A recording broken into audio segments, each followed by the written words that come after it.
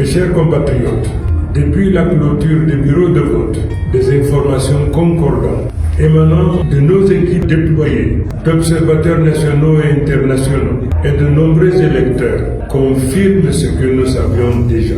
Le peuple camerounais s'est massivement exprimé. Les procès-verbaux signés et publiés dans des milliers de bureaux de vote témoignent d'une volonté claire et irréfutable. Or, en quelques heures, un mécanisme de falsification des résultats s'est mis en place. Des procès-verbaux authentiques, établis et signés au sortir des urnes, sont aujourd'hui contradictoires avec des copies présentées par les services de l'ECAM au niveau départemental.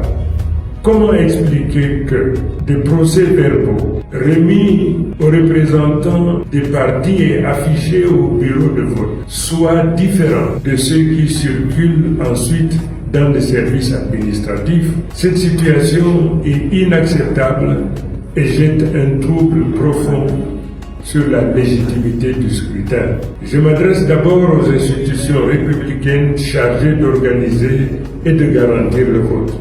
L'administration territoriale et l'ECAM, les présidents des tribunaux de grande instance siégeant dans les commissions, le Conseil constitutionnel.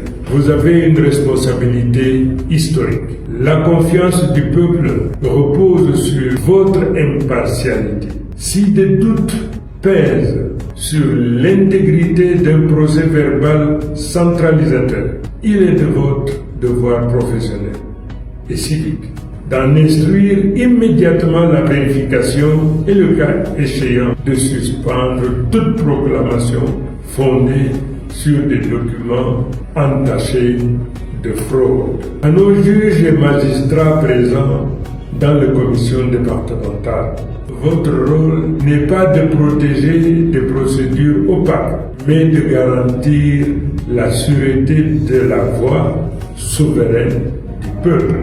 Si le procès verbal officiel d'un bureau diffère du document transmis par une autorité, la question légitime à poser est qui a falsifié et quelles pièces fiables permettent d'établir la vérité. Vous êtes tenu d'exiger la confrontation des pièces, l'audition des témoins et la mise en œuvre de toute mesure probative plutôt que de fermer les yeux derrière la formule commode.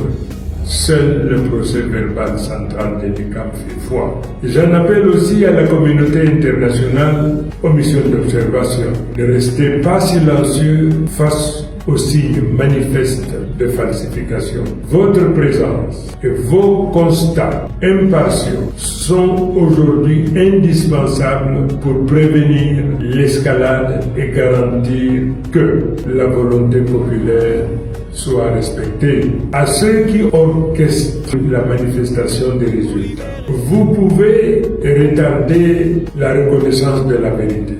Vous ne pouvez pas l'effacer. Nous connaissons vos méthodes. Nous savons où et comment elles opèrent. Mais je le dis solennellement, toute proclamation fondée sur des procès-verbaux falsifiés ne saurait être reconnue par le peuple. Le peuple camerounais, dans son immense majorité, a voté pour le changement et non pour le maintien de l'ordre établi. Il n'acceptera aucun résultat qui ne soit pas le reflet du vote issu des urnes et affiché dans tous les bureaux de vote en application de l'article 113 du Code électoral. Enfin, j'invite l'ensemble des forces vives de la nation, partis politiques, société civile, églises, syndicats, médias indépendants, à se joindre à cet appel pour exiger la transparence et la loyauté du dépouillement et la proclamation des résultats. L'avenir du Cameroun se joue aujourd'hui. Que la volonté du peuple soit respectée, que la loi et la justice prévalent. Vive la République, vive le Cameroun.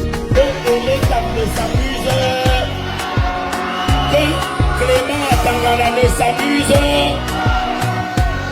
Ce n'est pas le Wanwan, c'est le roi. Qui s'attire l'année du changement. voit la lumière briller dans nos mains, il s'attire aux mains.